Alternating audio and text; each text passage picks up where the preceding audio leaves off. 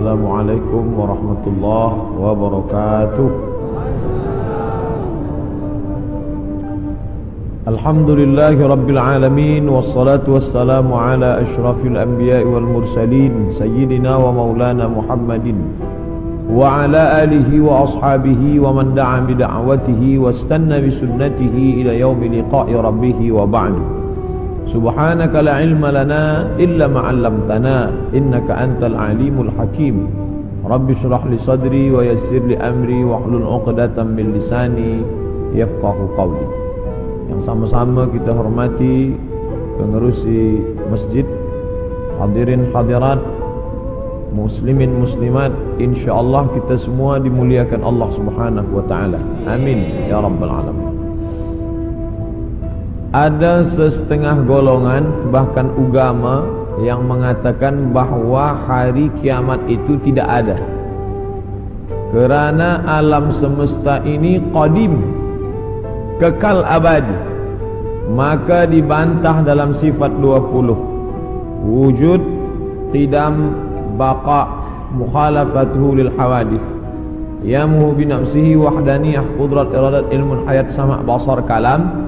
Ini disusun oleh akidah Asy'ariyah untuk membantah orang yang mengatakan ada dua yang qadim selain daripada Allah Subhanahu wa taala.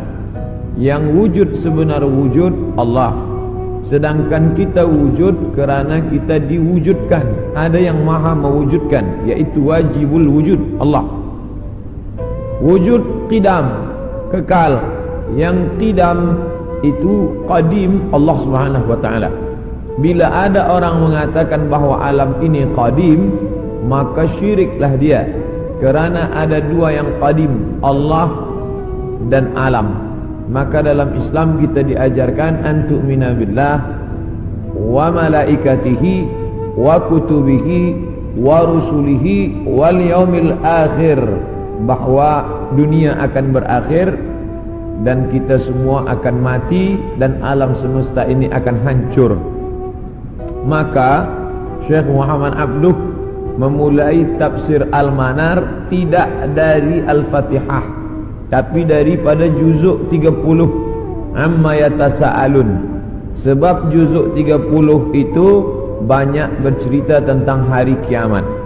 Maknanya kalau orang diajak bercerita tentang awal Al-Baqarah, dia bercerita tentang alladzina yuqimunas shalah wa yu'tunaz zakah wa yunfiquna mimma. Ini semua cerita tentang ibadah. Bagaimana mungkin orang bercerita paham ingin beribadah kalau dia menyangka bahawa alam ini kekal dan abadi? Oleh sebab itu dalam Islam diajarkan bahawa alam ini akan binasa. Definisi makna alam, ma siwallah, semua yang selain daripada Allah alam. Saya, puan, tuan, alam semesta, ma siwallah, maka semua akan binasa. Yang kekal abadi hanya Allah Subhanahu wa taala. Bila ada orang mengatakan alam ini kekal, maka bagaimana dengan dosa? Sedangkan kita berpahaman bila saya mati, bila saya ada dosa, maka saya akan diadili di mahkamah Allah Subhanahu wa taala. Selepas itu ada surga, ada neraka. Sedangkan mereka yang berpahaman bahawa alam ini tidak binasa, maka roh itu masuk dari satu tubuh ke tubuh yang lain. Roh saya keluar masuk ke tubuh yang lain.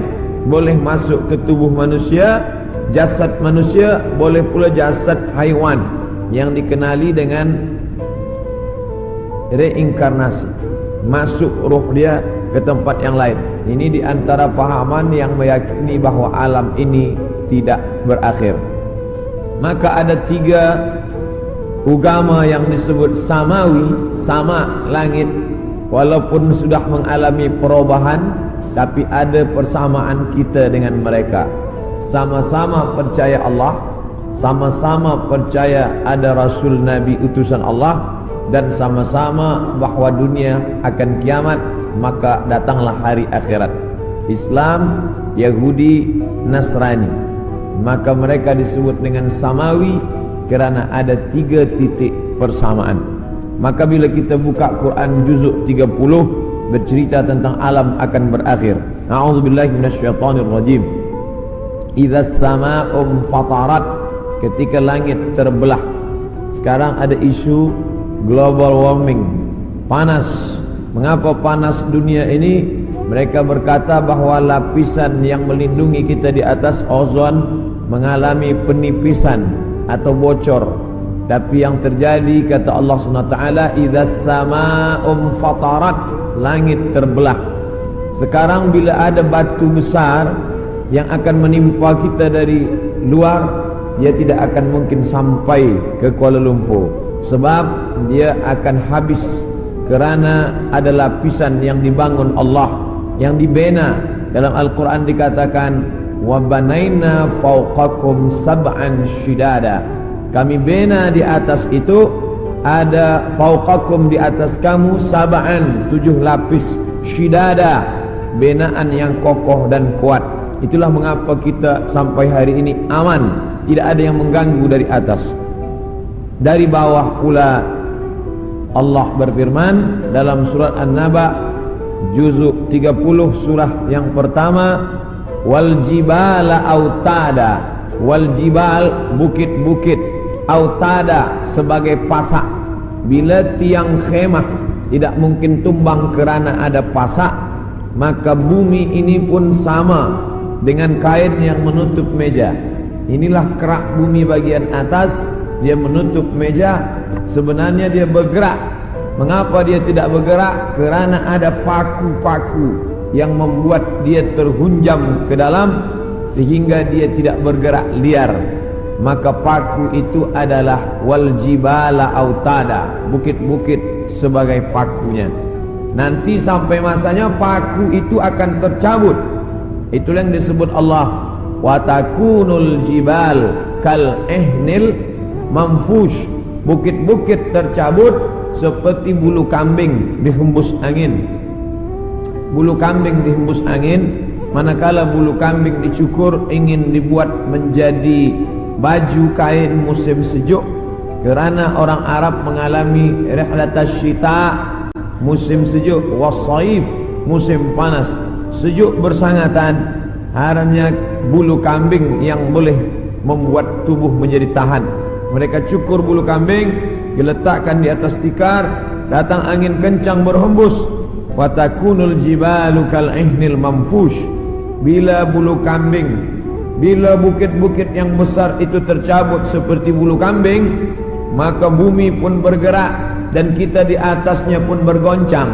Itulah yang dikatakan dalam Al-Quran, wa taran nasa sukara, engkau pandang manusia itu sukara, mabuk. Wa ma hum bisukara, sebenarnya mereka tidak mabuk.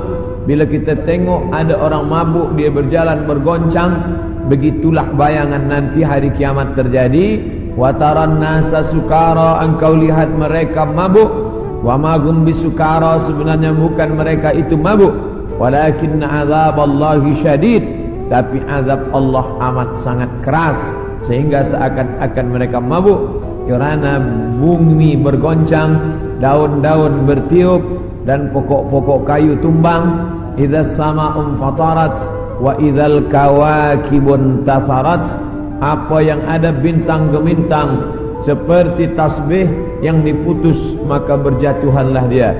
Wa idzal biharu fujirat, 13 tahun yang lampau tsunami menyerang Aceh, meninggal lebih 200.000 orang. Itu baru satu pantai yang naik ke atas. Bagaimana bila idzal biharu fujirat, semua lautan ini naik ke darat? Kita tahu bahawa alam ini lebih banyak laut daripada darat. Nah, laut ini naik ke atas darat. Wa idzal biharu fujirat wa idzal quburu bu'thirat, ketika yang dikubur dibangkitkan, alimat naqsun, maka saat itu sadarlah diri, ma qaddamat wa akharat, apa yang sudah dia lakukan.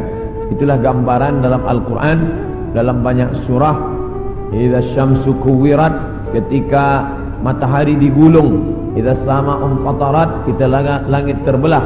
dari mulai surat An-Naba sampai An-Nas itu kebanyakan bercerita tentang hari kiamat. Maka saya sendiri pernah mengajarkan tafsir surah-surah pendek, kerana dengan mengkaji tafsir surah pendek ini juzuk 30 membangkitkan rasa takut kepada Allah, memahami bahawa alam ini akan berakhir dan dunia akan kiamat. Nah, yang jadi masalah bila dia terjadi. Maka datanglah seorang sahabat bertanya kepada Nabi Muhammad sallallahu alaihi wasallam, "Ya Rasulullah, mata sa'ah, bila kiamat itu terjadi?" Nabi tak jawab. Itu menunjukkan bahawa Allah tidak berikan wahyu kepada Nabi untuk menetapkan hari, bulan, tahun. Nabi tidak menjawab, tapi Nabi balik bertanya, "Ma'adatta laha?" Siapa tadi yang bertanya? Manakala Nabi menyampaikan tazkirah, orang ini bertanya, "Mata sa'ah?" Nabi diam saja. Nabi terus berikan tazkirah. Selepas itu baru Nabi tanya, "Aina sa'il?" Siapa yang bertanya tadi? "Saya ya Rasulullah." Lalu kata Rasulullah, "Ma'adatta laha?"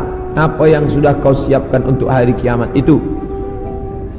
Menunjukkan bahawa hari, bulan dan tahunnya tidak diketahui siapapun. Bila hari ini beredar berita bahawa ada tulisan ada orang yang mengetahui hari kiamat, maka bercanggah dengan Quran dan sunnah Rasulullah sallallahu alaihi wasallam. Kerana Nabi tidak pernah membicarakan itu kepada Sayyidina Abu Bakar, Umar, Uthman wa Ali wa an kulli sahabati Rasulillah ajma'in. Sedangkan Al-Quran jelas-jelas, a'udzubillahi minasyaitonir rajim, yas'alunaka 'anis sa'ati ayyana mursaha. Mereka bertanya kepada engkau tentang hari kiamat, bila terjadinya. La ya'lamuha illahu, tidak ada yang tahu kecuali hanya Allah Subhanahu wa ta'ala.